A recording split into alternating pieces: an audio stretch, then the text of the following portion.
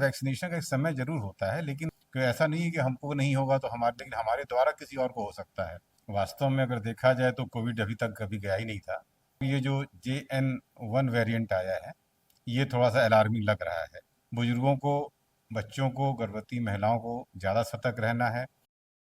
हमारे साथ chest specialist doctor BN Agarwal sir हैं। हम उनसे बात करेंगे कि सर ये कितना असरदार होता है, कितना खतरनाक होता है और इससे क्या बचाव कर पाए हैं। सर एफिडेविट में आपका स्वागत है। हम जानना चाहेंगे कोविड फिर से शुरू हो गया है तो किस तरीके से लोग अपने आप को सुरक्षित रखेंगे। वास्तव में अगर देखा जाए तो कोविड अभी तक कभी गया ही नहीं था।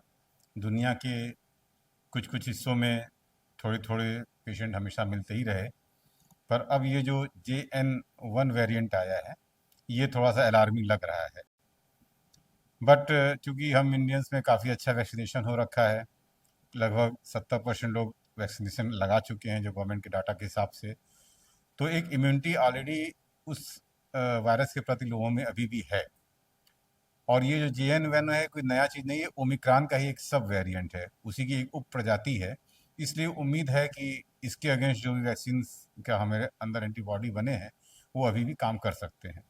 फिर भी बुजुर्गों को, बच्चों को, गर्भवती महिलाओं को ज़्यादा सतर्क रहना है और हम सबको प्रिकॉशन लेना है। क्योंकि ऐसा नहीं है कि हमको नहीं होगा तो लेकिन हमारे द्वारा किसी और को हो सकता है।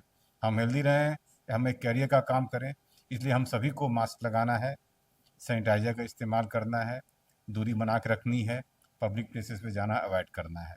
और गवर्नमेंट की गाइडलाइन अब आप देखिए तमिलनाडु में आज आ चुकी है कि मास्क लगाना ज़रूरी है पब्लिक प्लेस पे। केरला में केसेस बहुत ज़्यादा हैं, 800-900 केसेज हैं, दिल्ली में 150-200 केसेज हैं, कुछ केस एडमिट भी हो रहे हैं।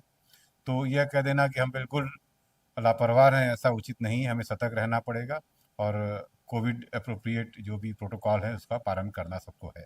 सर देखा गया है कि जैसा कि आपने बताया कि लगभग 70-80% लोगों ने वैक्सीनेशन करा लिया है, तो क्या लगता है कि वैक्सीनेशन का भी तो एक समय होता होगा कि इतने समय बाद वो काम करना बंद कर देगा। सर इसके बारे में।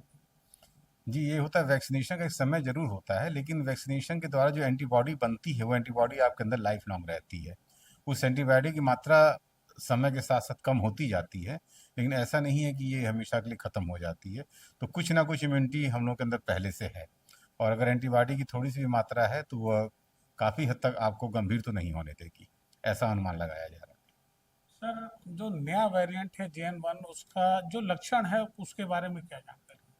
लक्षण इसके अभी तक जो भी जितने मरीज इंडिया से आए हैं और जो भी हम लोग, मैंने तो कोई पेशेंट नहीं देखा है, हमारे शहर में भी कोई मरीज नहीं है, लेकिन जो भी हम लोगों को अपने कलीग से जो कि बाहर के दूसरे शहरों में काम कर रहे हैं और ऐसे मरीजों को देख रहे हैं, उनके हिसाब से जो भी मरीज आ रहे हैं उनको खांसी, गले में दर्द, बुखार आना, यही यहीं से स्टार्ट हो रहा है। और ज़्यादातर मरीज OPD के ही हैं और OPD में ही ठीक हो जा रहे हैं। हाँ, ये मान के चलिए कुछ मरीजों को भर्ती करना पड़ रहा है और उनमें निमोनिया भी हो रही है और CT स्कैन में खराबी भी आ रही है, और लेकिन अभी तक कोई बहुत ज़्यादा सीरियस हो जाए और बहुत ज़्यादा कैजुअलिटी की रिपोर्ट अभी तक नहीं आई है। सर चेस्ट स्पेशलिस्ट हैं आप, तो सर चेस्ट पर इसका किस तरीके से प्रभाव पड़ता है और क्या उपाय है। जैसे कि सबको पता है कि कोरोना जो है ये सांस के द्वारा, खांसने के द्वारा एक से दूसरे में ज़्यादा फैलता है। अगर किसी को कोरोना है और वो अगर खांस दे तो उसके आसपास वालों को उसके जर्म्स जो भी हैं, जो भी वायरस है, नाक के रास्ते और मुंह के रास्ते जाकर वो गले में जाके डिपॉजिट हो जाते हैं। और वहीं पर अगर हमारी इम्यूनिटी अच्छी है तो काफ़ी हद तक वायरस वहीं नष्ट हो जाते हैं। लेकिन इम्यूनिटी अच्छी नहीं है, वो फेफड़े तक पहुंच गया है सांस की नली के रास्ते, तो वहाँ पे कम इम्यूनिटी होने के नाते ये निमोनिया पैदा कर सकते हैं, सांस बढ़ा सकते हैं, आपका ऑक्सीजन लेवल कम हो सकता है, खांसी आ सकती है। तो हमें यही देखना है, जो कहा जाता था कि अगर गरारा करें, गले में कोई दिक्कत हो, गर्म पानी से और तुरंत किसी डॉक्टर को दिखाएं, यह काम तुरंत शुरू कर देना चाहिए। सर क्या आइसोलेट भी हो सकते हैं क्या। बिल्कुल, अगर आपको कोविड कंफर्म हो गया तो आइसोलेशन ज़रूरी है, आपको फैमिली मेम्बर से दूर रहना है, पब्लिक प्लेस से दूर रहना है। वही 5 से 7 दिन का हमको प्रोटोकॉल अपनाना पड़ेगा।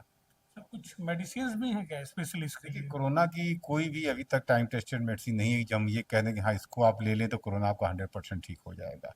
ये एक वायरल इन्फेक्शन है और आमतौर पे किसी वायरल इन्फेक्शन की कोई विशेष दवा नहीं होती है। ज़्यादातर वायरल इन्फेक्शन शरीर में आते हैं और वायरस की एक लाइफ होती है, 8 दिन 10 दिन वो अपने आप मर जाता है। उस दौरान वो आपके शरीर में जो जो दुष्प्रभाव क्रिएट करता है उसको हम लोग रोकना चाहते हैं, उसके लक्षणों को दबाना चाहते हैं।